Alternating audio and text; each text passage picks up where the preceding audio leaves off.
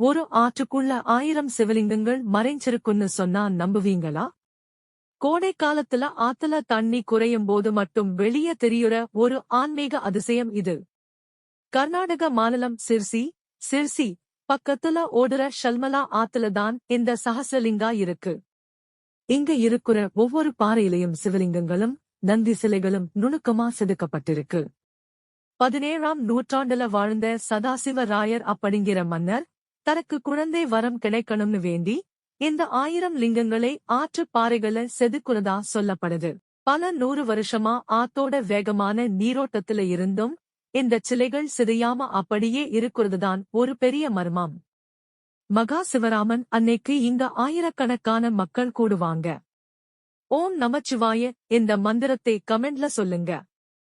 நாளை கடலுக்கு நடுவே மறைந்து மறையும் கோயில் பற்றி பார்க்க பிரெயின் எக்கோவை சப்ஸ்கிரைப் பண்ணுங்க.